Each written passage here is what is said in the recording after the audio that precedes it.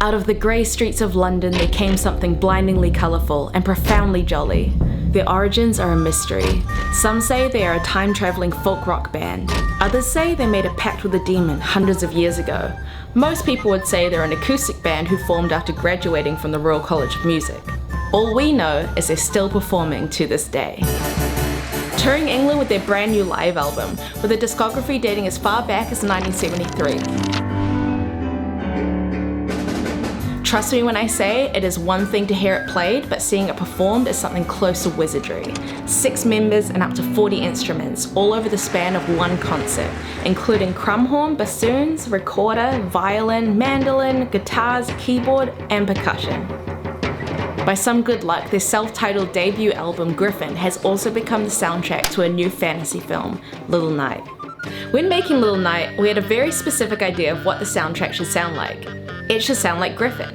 I started scouring the internet looking for a composer who could recreate a similar sound before I realised these are people who work for the love of their craft, the same way we made Little Night. It was early days, and the film was still in its very first stages of editing. Still, I reached out, hoping they would see the vision. And they did. Not only that, but after hearing how small our budget was, the band and their manager Michael offered us a really generous discount. And with that, the self-titled album Gryphon became the soundtrack for Little Night. The noble and upbeat Kemp's Jig is our opening and closing track, a song which Gryphon also used to open their live shows during their 2024 tour to really set the tone. Next is the cross-eyed mantises scene. The unquiet grave gave the mantis a sinister undertone, adding another layer of humour to his awkward demeanour. Just a couple guys waiting around? 2 patient dudes? Here. What are you waiting for? Dinner? This is the only song we didn't plan for in advance, but we loved what it brought to the scene.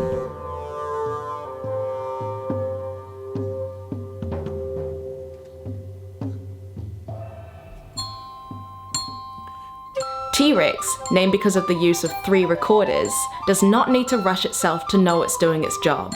That's why it's the perfect tune for our ever-professional snail mailer.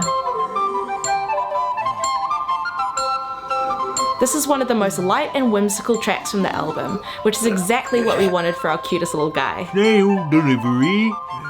Thank you for your patience, sir.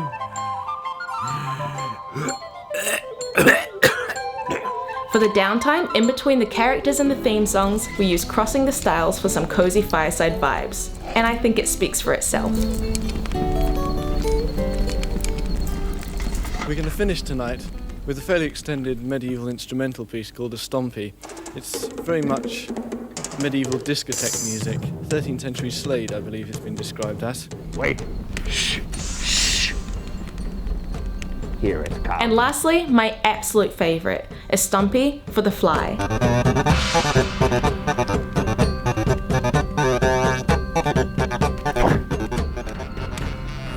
Did you see that? Although the fly puppet was initially meant to be more of a prop than a character, it was the music, fun and erratic, that really brought it to life. The music turned him into a fan favourite. We also used another part of the song for the trailer. Finally, to watch our handcrafted fantasy film, click on my channel below.